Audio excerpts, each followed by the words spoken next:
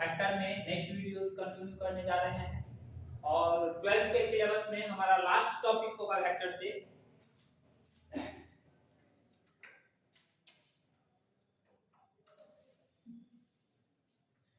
Cross product और vector product of two vectors.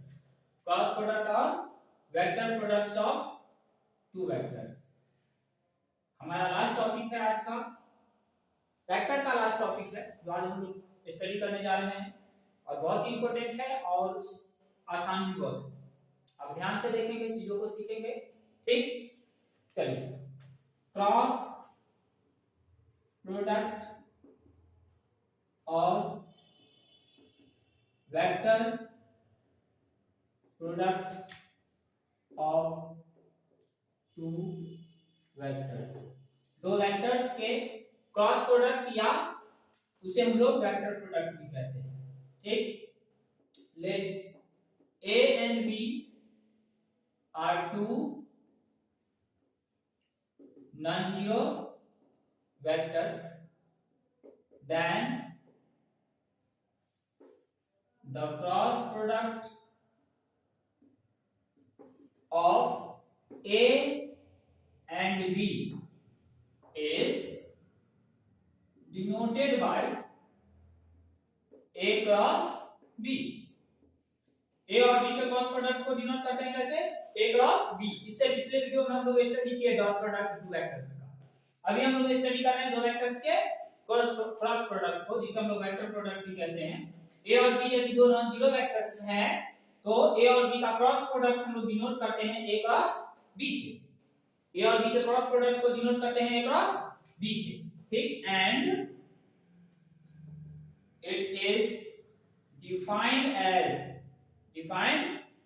ये परिभाषित होता है A क्रॉस B इक्वल होता है A का मैग्नीट्यूड इनटू B का magnitude into sin theta n cap. A का मैग्नीट्यूड इनटू B का magnitude into sin theta n cap, ठीक। A क्रॉस B दो वेक्टर है A और B, इसी ऑर्डर में लेना है, पहले A और तब B।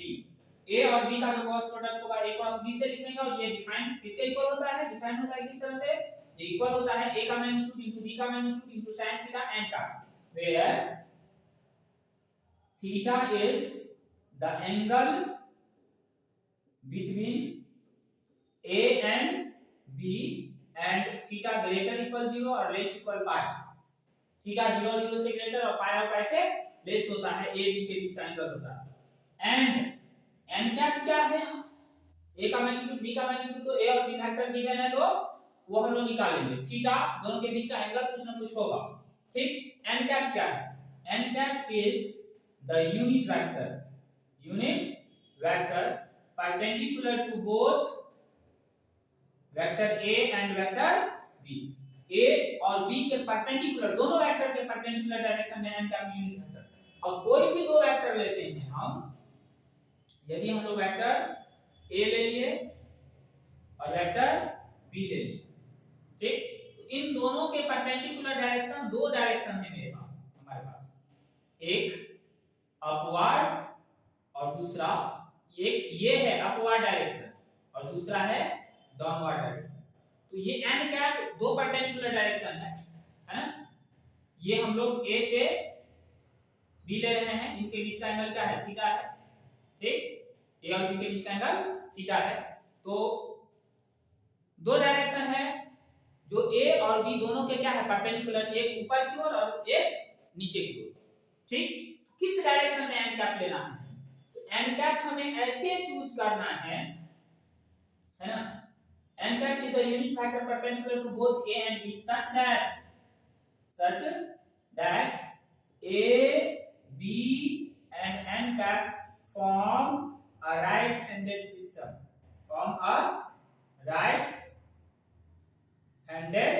system, ये right-handed system का निर्माण करता है, ठीक। right-handed system क्या है? देखिए, जब हम दो वेक्टर्स का क्रॉस प्रोडक्ट करते हैं या 3D का वीडियो यदि आप देखे होंगे तो आप जाने होंगे वहां पे कि जब हम एक्सेस चूज करते हैं, coordinate axes, x axis, y axis, z axis, तो हम लोग वहां राइट हैंड रूल का यूज किए। राइट हैंड रूल हमारा क्या रहा था कि हम लोग अपने राइट हैंड के 4 फिंगर्स को एक्स रखते हैं और उसे y एक्सिस के अलोंग टर्न करते हैं, जो स्ट्रेच्ड थंब होता है वो हमारा डायरेक्शन बताता है z एक्सिस को। फोर फिंगर्स को x एक्सिस के अलोंग रखे, उसे हम टर्न किए y एक्सिस के अलोंग, जो हमारा स्ट्रेच्ड थंब है राइट हैंड का वो बताता है z एक्सिस का डायरेक्शन। यही राइट हैंड है, यहां भी वही होगा। कहा जा रहा है कि a b और n cap right handed system को फॉर्म करे। इसका मतलब ये हुआ फर्स्ट वेक्टर a के अलोंग अपने राइट हैंड के फोर फिंगर्स को रखेंगे, वेक्टर b के अलोंग ये टर्न करेंगे, तो जो स्ट्रेच्ड थंब होगा वो हमारा किसका डायरेक्शन बताएगा, n कैप का। किसका डायरेक्शन बताएगा, n कैप का। चलिए हम फोर फिंगर्स को a के अलोंग रखे, b के अलोंग टर्न किए, जो स्ट्रेच्ड थंब है वो किसको बता रहा है, n कैप। मतलब इसमें इस फिगर में n कैप हमारा क्या होगा, अपवर्ड होगा। n कैप क्या होगा हमारा, अपवर्ड। ठीक, मतलब देखिए फिर से सुनिए, a और b यदि दो नॉन जीरो यूनिट वेक्टर दो नॉन जीरो वेक्टर्स हैं तो उसके क्रॉस प्रोडक्ट को हम लोग डिनोट किए a क्रॉस b से, वेक्टर प्रोडक्ट को डिनोट किए a क्रॉस b से, और यह डिफाइन किए किस तरह से, ये इक्वल हुआ a का मैग्नीट्यूड इनटू b का magnitude into sin theta n का। a का मैग्नीट्यूड b का मैग्नीट्यूड और sin थीटा, थीटा क्या है, a और b के बीच का एंगल है जिसका वैल्यू 0 से ग्रेटर इक्वल एंड पाई से लेस इक्वल होगा। n कैप यूनिट वेक्टर लेना है जो a और b दोनों के परपेंडिकुलर डायरेक्शन। कोई भी दो वेक्टर यदि हम इस तरह से ले लिए तो उसका परपेंडिकुलर डायरेक्शन एक ऊपर और एक नीचे आ रहा है। ठीक, तो अब किस डायरेक्शन में यूनिट वेक्टर लेना है, तो n कैप ऐसे चुनना है जिसके लिए हम पहले वेक्टर a क्रॉस b बोल रहे हैं तो a पहला फर्स्ट वेक्टर है, फर्स्ट वेक्टर के along four fingers right hand के फोर फिंगर्स को रखेंगे, सेकंड वेक्टर के अलोंग टर्न करेंगे, तो जो स्ट्रेच्ड थंब होगा वो हमारा क्या देगा, n कैप का डायरेक्शन देगा। ठीक, यदि b क्रॉस a हमें निकालना रहता तो फोर फिंगर्स को b के अलोंग ऐसे रख करके इधर को मोड़ नहीं सकते, ऐसे रखते फोर राइट हैंड के फोर फिंगर्स को b के अलोंग x के अलोंग टर्न करेंगे, जो स्ट्रेच्ड थंब होगा वो किसका डायरेक्शन बताएगा, n कैप का डायरेक्शन बताएगा b क्रॉस a के लिए। तो b क्रॉस a की जब हम बात करेंगे, इसी में b क्रॉस a की बात करेंगे, इसको हम लोग एंगल तो वही रह जाएगा b a में, b क्रॉस a के लिए भी दोनों वेक्टर के बीच का एंगल चेंज नहीं करेगा। तो b का मैग्नीट्यूड इनटू a का मैग्नीट्यूड इनटू sin थीटा और n कैप के जगह हम क्या लेना होगा, माइनस n कैप, क्योंकि ऊपर यदि n कैप हम यहां बोल देते हैं तो नीचे वाला जो यूनिट वेक्टर होगा नीचे की डायरेक्शन में अपोजिट डायरेक्शन में माइनस n कैप। यदि a इस डायरेक्शन में एक वेक्टर है माइनस a लेना है तो सिर्फ डायरेक्शन चेंज कर देना है। ठीक, तो यूनिट वेक्टर अपोजिट डायरेक्शन में ले रहे हैं डाउनवर्ड तो माइनस n कैप हो जाएगा। ठीक, चलिए यहां से हम लोग क्या देखते हैं, ये तो नंबर से हैं, माइनस को पहले ले लेते हैं, a का मैग्नीट्यूड पहले लिख लेते हैं, b का मैग्नीट्यूड लिख लेते हैं, और क्या sin थीटा और n कैप, ये हमारा क्या है, a क्रॉस b है। ठीक, मतलब b क्रॉस a बराबर माइनस a क्रॉस b, कहने का अर्थ है a क्रॉस b माइनस को इधर ले आए बराबर माइनस b क्रॉस a होता है। ये हम लोग एक रिजल्ट भी यहां से निकालिए फिगर से।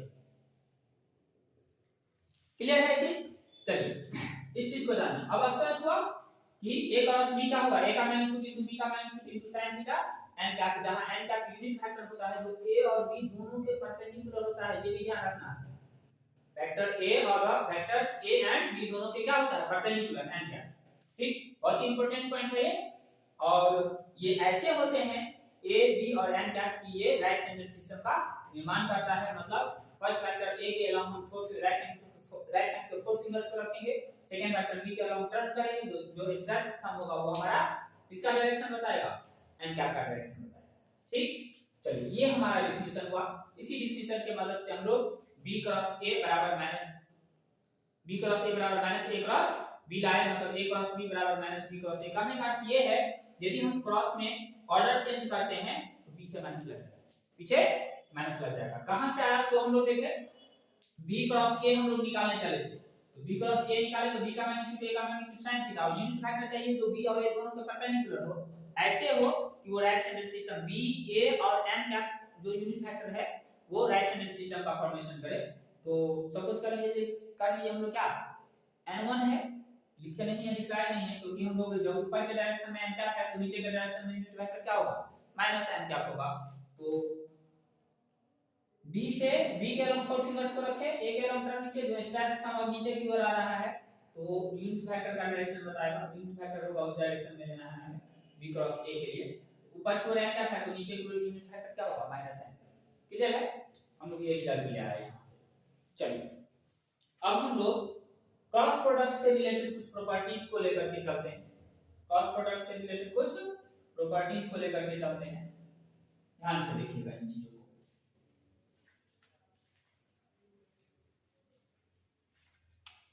फिगर भी बनाना है, अच्छे से उतारना है सारी चीजों को।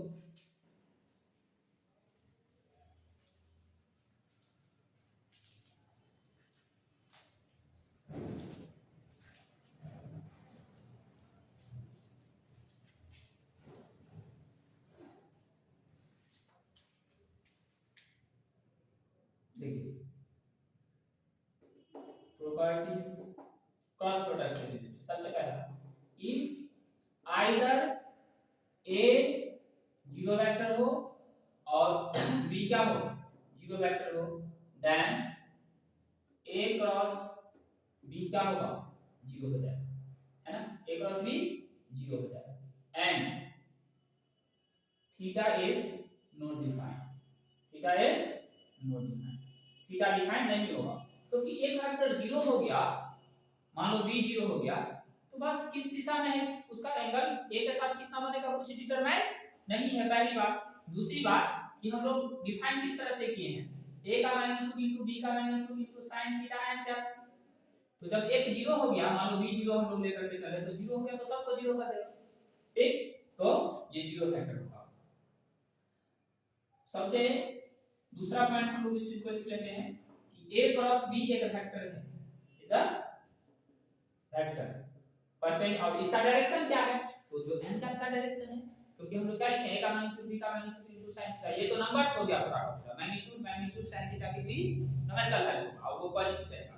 n कैप क्या है, एक यूनिट वेक्टर है, तो n कैप का जो डायरेक्शन है इस वेक्टर का वही डायरेक्शन रहेगा। तो दोनों के परपेंडिकुलर डायरेक्शन में a क्रॉस b एक वेक्टर है perpendicular to both vector a and b, इस चीज को ध्यान रखें। थर्ड, अब थर्ड पे पॉइंट क्या है, इफ आइदर थीटा जीरो हो जाए और थीटा इक्वल टू पाई हो जाए, ठीक, देन थीटा जीरो या थीटा पाई हो जाए तो sin थीटा जीरो सबको जीरो कर देगा, sin पाई जीरो सबको जीरो कर देगा, मतलब a क्रॉस b जीरो हो रहा है, देन a क्रॉस b क्या हो जाएगा, जीरो हो जाएगा, क्या हो जाएगा, a क्रॉस b जीरो हो जाएगा। That is if theta zero या थीटा पाई हो, इसका मतलब दोनों वेक्टर्स क्या होंगे, पैरेलल होंगे, कोलिनियर होंगे। If a and b are parallel और कोलिनियर, a और b पैरेलल हो या कोलिनियर हो, देन a क्रॉस b क्या होगा, जीरो वेक्टर होगा, a क्रॉस b क्या होगा, जीरो वेक्टर होगा। क्लियर है। अब आइए, अब हम लोग a क्रॉस b के मैग्नीट्यूड की बात करते हैं। अब हम लोग a क्रॉस b के मैग्नीट्यूड की बात करते हैं। Fourth point, a cross b का मैग्नीट्यूड, a क्रॉस b का मैग्नीट्यूड जो हो जाएगा वो हो जाएगा a का मैग्नीट्यूड इनटू b का मैग्नीट्यूड तो है ही, क्योंकि थीटा 0 और पाई के बीच है तो उसका वैल्यू sin के लिए पॉजिटिव ही रहेगा। n कैप का मैग्नीट्यूड, पूरे का मैग्नीट्यूड लेना है तो ये नंबर से नंबर बाहर आ जाएगा, पॉजिटिव नंबर से मैग्नीट्यूड पॉजिटिव और sin थीटा पॉजिटिव, क्योंकि थीटा क्या लेना है, 0 और पाई के बीच, फर्स्ट सेकंड पॉइंट में थीटा sin थीटा का वैल्यू क्या होता है, पॉजिटिव, तो ये पॉजिटिव सभी बाहर निकल गया। n कैप का मैग्नीट्यूड हम लोग जानते हैं 1 होता है, मतलब a का मैग्नीट्यूड इनटू b का magnitude into sin theta. a cross b का मैग्नीट्यूड लिखना है तो किसके इक्वल होगा, ये इक्वल होगा a का मैग्नीट्यूड इनटू b का मैग्नीट्यूड इनटू sin थीटा, जहां थीटा दोनों वेक्टर्स के बीच का एंगल है। चलिए यहीं से हम लोग एंगल भी निकाल सकते हैं। फिफ्थ, sin थीटा क्या हो जाएगा, a क्रॉस b का मैग्नीट्यूड बाय a का मैग्नीट्यूड इनटू b का मैग्नीट्यूड। क्लियर है चीजें, ठीक। sin थीटा किसके इक्वल आ रहा है, a क्रॉस b का मैग्नीट्यूड इक्वल a का magnitude into a cross b का मैग्नीट्यूड क्या है, a का मैग्नीट्यूड इनटू b का मैग्नीट्यूड इनटू sin थीटा क्या हो जाएगा, ये डिनोमिनेटर में आ जाएगा, ठीक। यहां से कंडीशन होना चाहिए कि a का मैग्नीट्यूड बराबर नहीं होना चाहिए 0 के और b का मैग्नीट्यूड बराबर नहीं होना चाहिए 0 के, तब हम इस फार्मूला के द्वारा थीटा इवैल्यूएट कर सकते हैं। थीटा मींस दोनों वेक्टर्स के बीच का एंगल, डॉट प्रोडक्ट की मदद से भी दोनों वेक्टर के बीच का एंगल निकाल सकते थे। क्या था, cos theta equal to a dot b by a का मैग्नीट्यूड इनटू b का मैग्नीट्यूड, या a cap dot b cap cos theta आया था, यहाँ sin theta a cross b का मैग्नीट्यूड बटा a का मैग्नीट्यूड इनटू b का मैग्नीट्यूड। क्लियर है चीजें?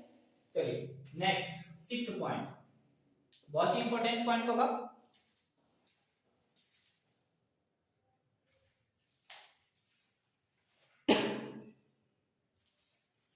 चलिए सिक्स पॉइंट हम लोग देखने जा रहे हैं। हम लोग बात कर रहे हैं अब कि a क्रॉस a का, a क्रॉस a, तो हम जानते हैं a और a के बीच का एंगल क्या, जीरो, दोनों पैरेलल हो जाएगा अपने आप, बटे वेक्टर अपने आप के क्या होता है पैरेलल, तो ये जीरो वेक्टर आ जाएगा, क्या आ जाएगा, जीरो वेक्टर आ जाएगा। ठीक, 7 ये वाला कॉन्सेप्ट लगाइए, थर्ड नंबर से हुआ ये। चलिए 7 अब एक चीज बताइए आप, यदि हम लोग कोऑर्डिनेट एक्सिस पर डिस्कस करें, इस पर डिस्कस करें coordinate axis, x axis, y axis and z axis, I cap, ये के कैप और ये जे कैप है। तो यदि हम लोग आई क्रॉस जे निकाले, आई क्रॉस जे निकाले, तो ये क्या आएगा, आई का मैग्नीट्यूड जे का मैग्नीट्यूड इनटू sin 90, दोनों के बीच का एंगल 90 है, sin 90 और n कैप, i का मैग्नीट्यूड 1, j का magnitude 1, sin 90 1, n cap i और j दोनों के परपेंडिकुलर डायरेक्शन में है, और इस तरह से कि i j और n cap right handed system का फॉर्मेशन करे, मतलब x के अलोंग i के अलोंग फोर फिंगर्स को रखेंगे, i कैप के अलोंग, j कैप के अलोंग टर्न करेंगे, तो जो हमारा स्ट्रेस थंब होगा वो n कैप का डायरेक्शन होगा, तो ये z एक्सिस के अलोंग आ रहा है, और z एक्सिस के along unit vector k cap है, तो n कैप के जगह हम लोग क्या लेंगे, k कैप, 1 into 1 into 1 1 ही रह जाएगा, मतलब k cap, i cross j क्या आ गया, k कैप आ गया, i क्रॉस j क्या आ गया, k कैप। बहुत इंपॉर्टेंट पॉइंट लिखने जा रहे हैं, ऑब्जेक्टिव क्वेश्चन यहां से पूछता ही है, ठीक, ध्यान से देखेंगे, i क्रॉस j क्या आया, k कैप आया, ठीक, i cross j k cap आया।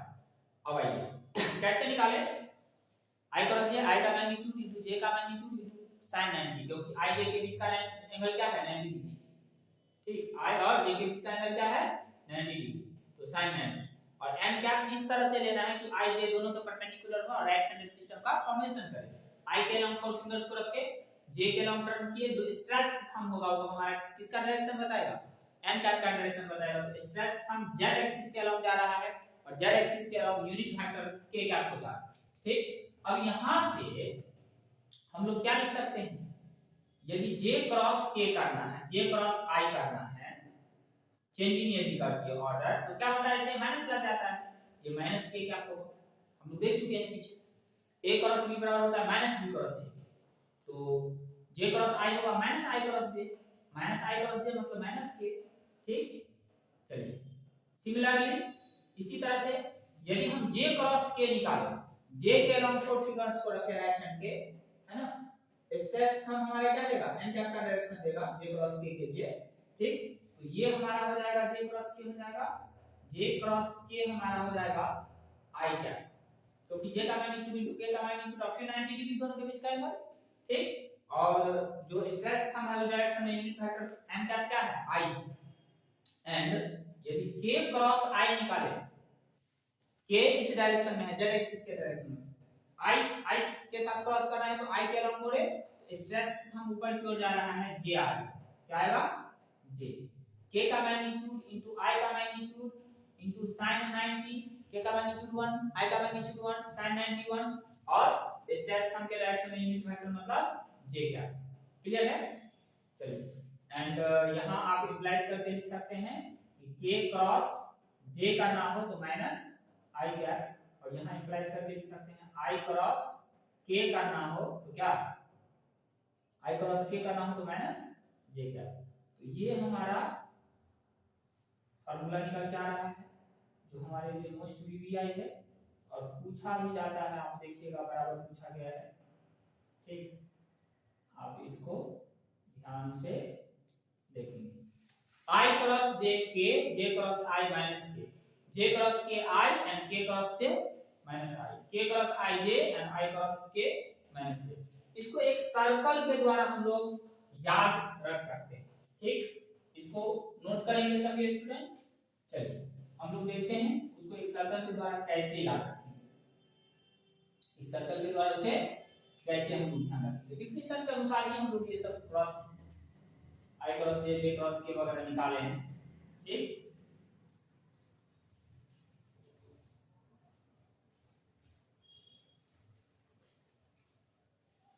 इसी में और हम ऑब्जर्व कर सकते हैं, ठीक। चलिए पहले हम लोग इसको सर्कल के द्वारा रिमेंबर कैसे करेंगे, याद कैसे रखेंगे। सो देखिए ये यहाँ हम लोग आई ले लेते हैं, यहाँ हम लोग जे ले लेते हैं और यहाँ हम लोग के कैप ले लेते हैं। इस डायरेक्शन में बढ़ेंगे तो पॉजिटिव लेना है और इस डायरेक्शन में बढ़ेंगे तो निगेटिव लेना है, ठीक।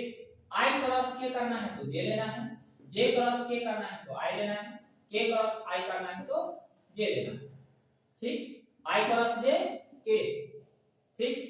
जे क्रॉस के अगला वाला लेना है आई, जे क्रॉस के आई, अब के क्रॉस आई करना है, ये डायरेक्शन एंटी क्लॉकवाइज चलेगा तो पॉजिटिव, क्लॉकवाइज चलेगा तो नेगेटिव में लेना है। देखिए जे क्रॉस आई लेना है तो माइनस के, जे क्रॉस आई माइनस के, मान लो आई क्रॉस के लेना है, आई क्रॉस के माइनस जे, आई क्रॉस के आगे वाला माइनस से, माइनस में लेना है। के क्रॉस जे करना है तो माइनस के, के क्रॉस जे करना है तो माइनस आई, क्लियर है।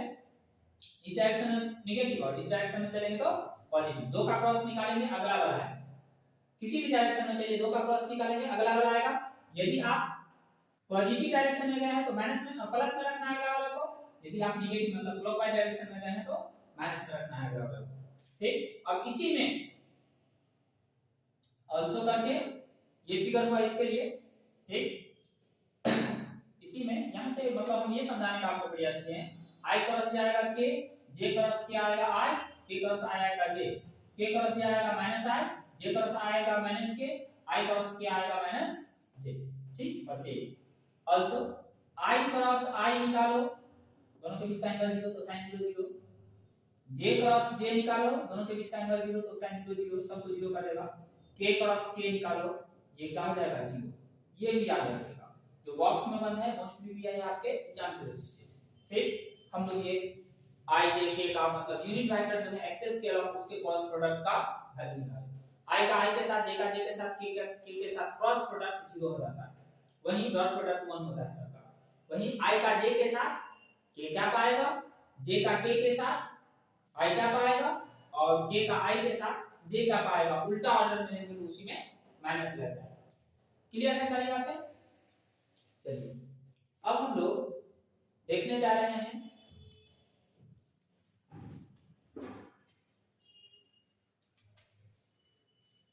हमारा नेक्स्ट होगा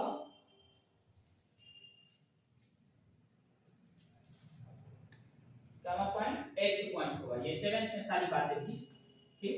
7th पॉइंट बहुत इंपॉर्टेंट, वीवीआई का लीजिएगा 7th को, वीवीआई ऑब्जेक्टिव क्वेश्चन के दृष्टि से पूछता ही, ठीक। आप क्वेश्चन बैंक उल्टा करके देखिएगा, निश्चित रूप से आ रहा होगा।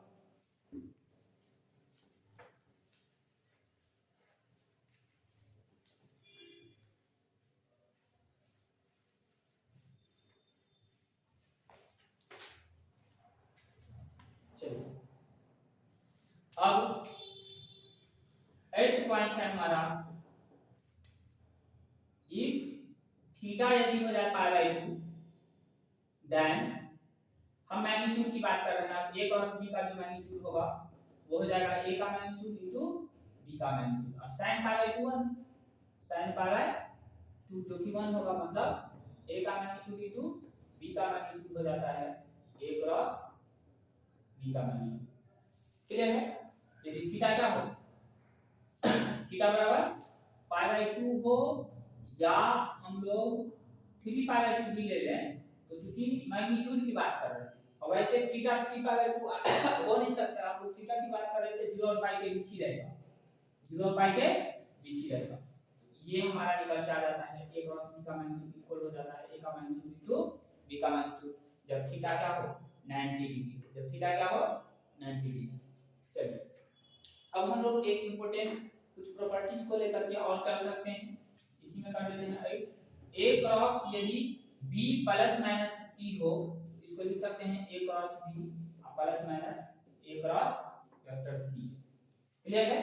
फिर हम लोग यदि 10th नंबर लेम्डा ए क्रॉस बी हो, लेम्डा जहां स्केलर है, जरूरत पड़े तो हम ए लेम्डा ए क्रॉस बी लिख सकते हैं, और जरूरत पड़ा तो ए क्रॉस लेम्डा बी, मतलब स्केलर क्वांटिटी को किसी भी वेक्टर ए और बी यदि क्रॉस में है, क्रॉस प्रोडक्ट के फॉर्म में, तो किसी के साथ उसको रखा जा सकता है। ठीक है?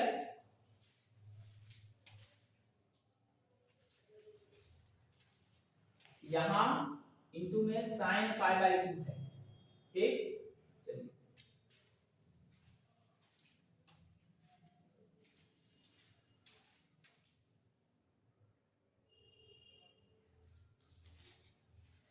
क्लियर है? अब आइए, अब हम लोग लेकर चल रहे हैं, यदि हमारे सामने क्वेश्चन आए, एक एग्जांपल ले लेते हैं छोटा सा। ठीक, इसमें और देखना है हमें, एग्जांपल ले लेते हैं। जैसे कि कहेंगे इफ ए क्रॉस बी का मैग्नीट्यूड है 3 यूनिट।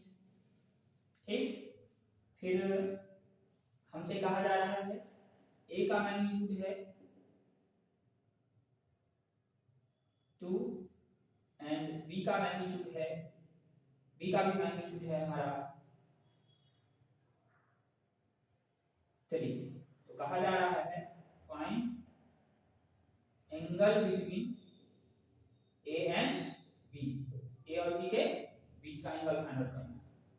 तो सॉल्यूशन में क्या लिखेंगे हम लोग, sin थीटा क्या है हमारा, a का magnitude cross a cross b का मैग्नीट्यूड बटा a का मैग्नीट्यूड इनटू b का मैग्नीट्यूड।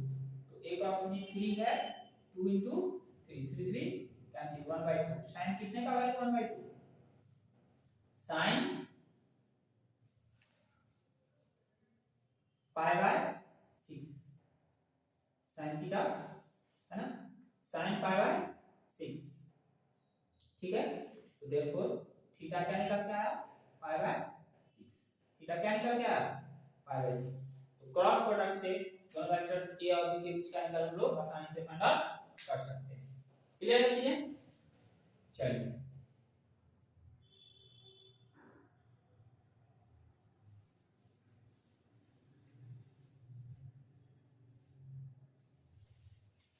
मिटाएं।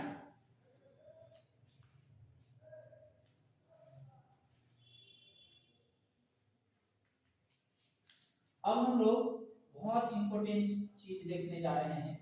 यदि ए और बी दो वेक्टर्स हैं जो कंपोनेंट्स फॉर्म में, किस फॉर्म में है, कंपोनेंट्स फॉर्म में है, तो कैसे हम लोग ए क्रॉस बी इवैल्यूएट करेंगे, कैसे हम लोग ए क्रॉस बी इवैल्यूएट करेंगे, बहुत ही इंपॉर्टेंट पॉइंट होगा, और इसी से मैक्सिमम सवाल क्वेश्चंस को हम लोग सॉल्व करेंगे।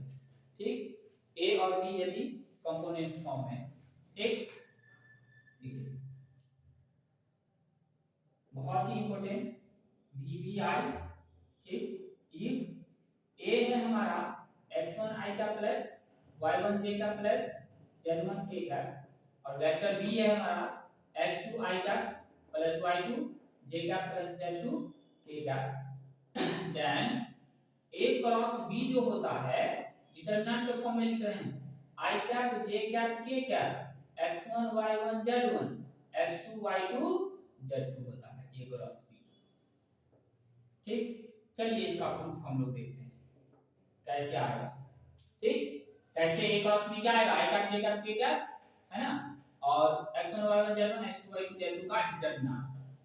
a क्रॉस b क्या लिखेंगे हम लोग, x1 i cap plus y1 j cap plus z1 k cap cross x2 i cap plus y2 j cap plus z2 k cap. चलिए x1 i cap cross x2 i plus y2 j plus z2 k cap plus y1 j cap cross x2 i cap plus y2 j cap plus z2 k cap.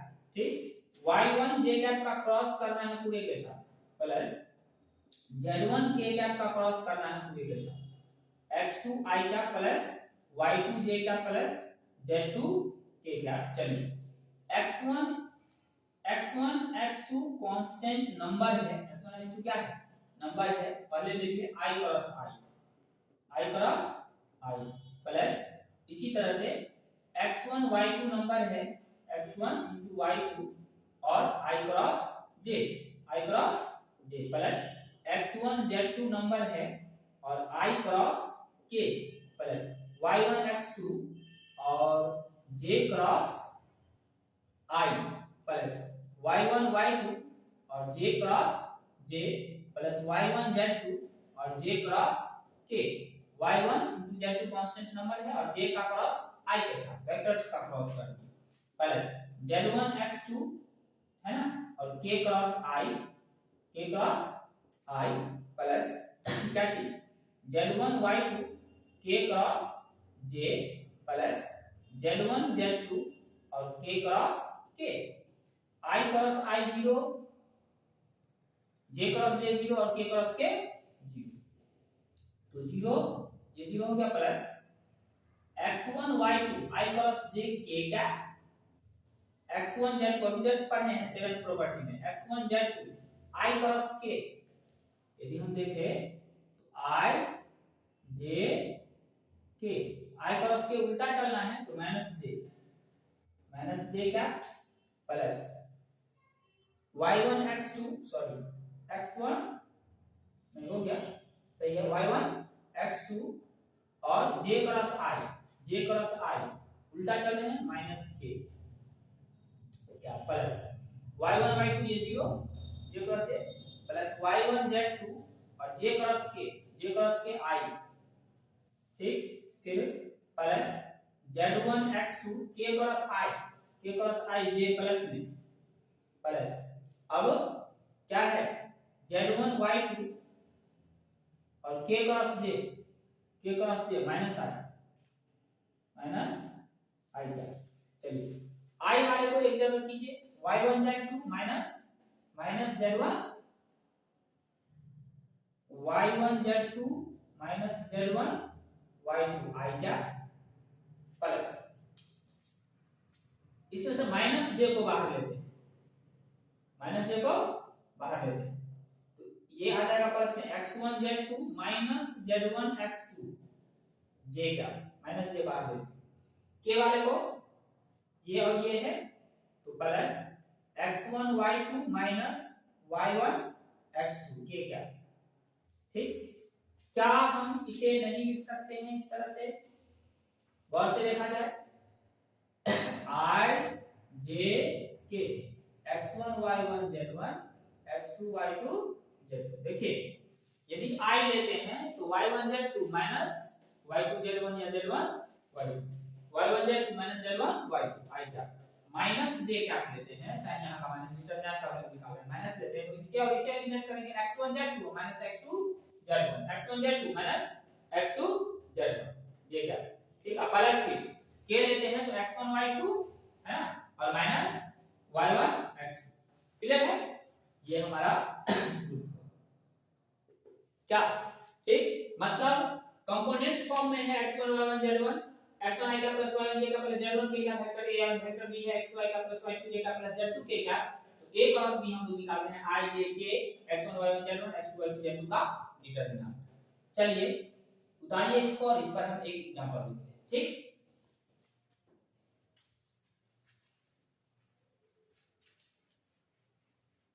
याद रखेंगे a cross b a और b दोनों के perpendicular direction में एक vector होता है।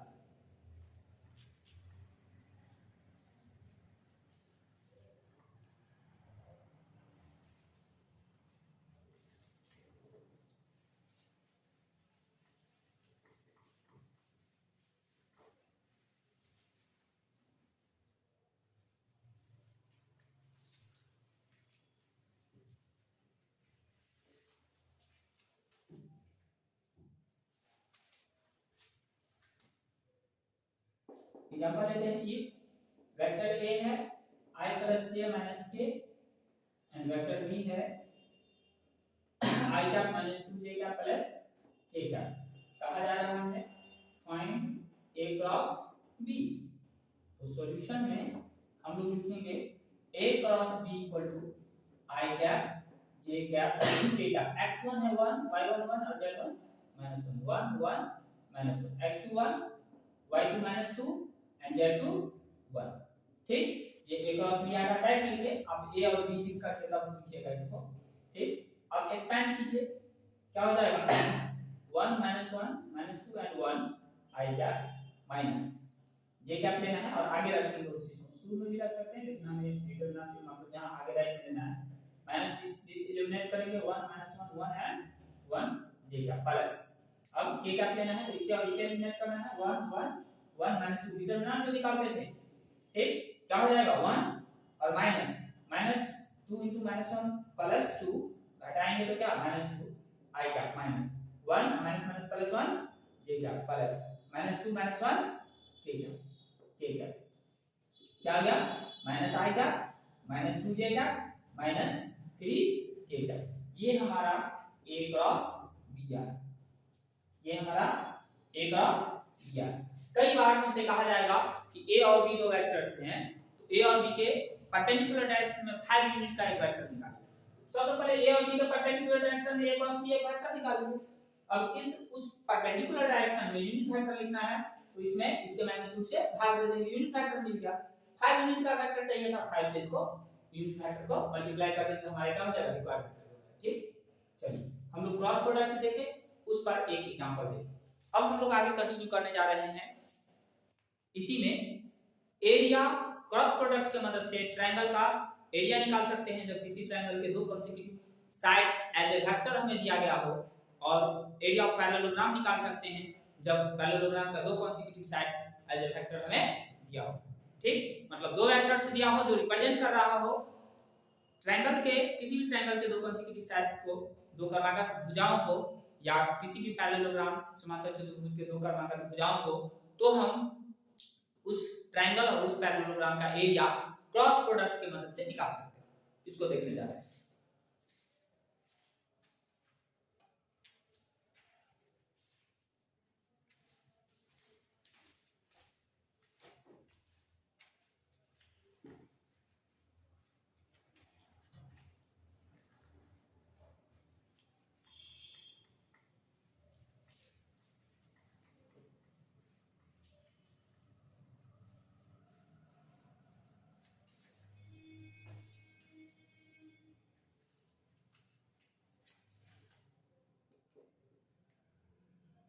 area of a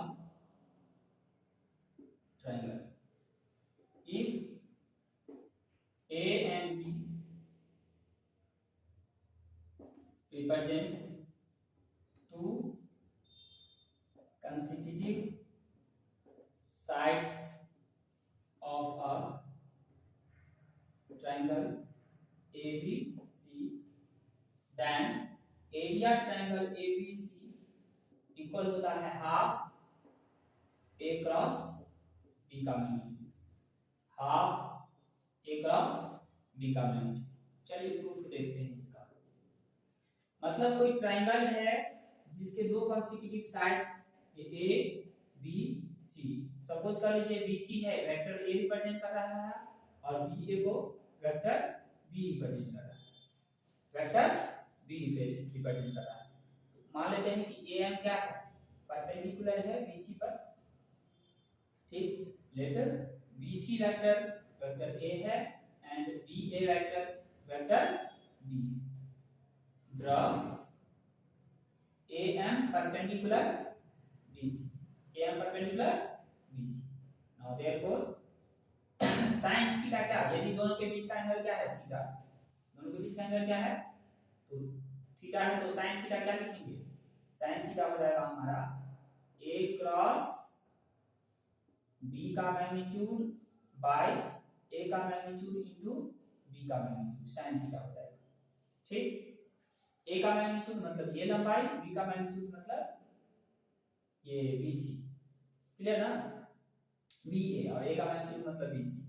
ठीक, चलिए sin थीटा है ना, हम लोग क्या लिखेंगे ऑल्सो sin थीटा क्या होगा हमारा am बट्टा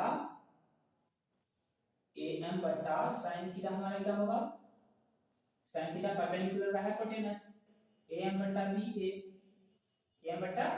ba मतलब sin थीटा हमारा क्या होगा, am बट्टा ba क्या है, b का मैग्नीट्यूड होगा। सॉरी आगे देखिए, यहाँ लिखते हैं, यहाँ से sin थीटा क्या आ रहा है, am और ba क्या होगा, b का मैग्नीट्यूड, ba क्या होगा, b का मैग्नीट्यूड। तो यहाँ से am क्या निकल के आ रहा है, b का magnitude into sin theta, b का magnitude into sin theta. Now therefore area triangle ABC half BC into BA, sorry AM,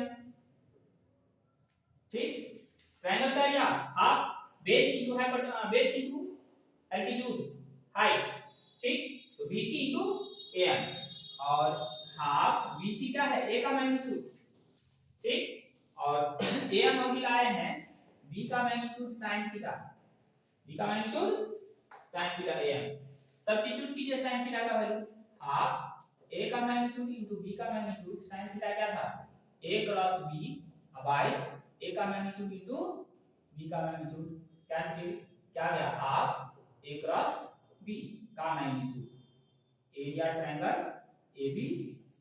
यदि A और B किसी भी वेक्टर A और वेक्टर B किसी भी ट्रायंगल के दो कॉन्सेक्यूटिव साइड्स हैं, तो उस ट्रायंगल का एरिया जो होगा हाफ A क्रॉस B का magnitude, half A cross B का मैग्नीट्यूड, ठीक, A क्रॉस B हम लोग निकालना भी जस्ट ठीक है, एग्जांपल देखिए। अब आइए next, area of a parallelogram, next हमारा है area of a parallelogram, parallelogram का area. If A and B represents two consecutive sides of a parallelogram,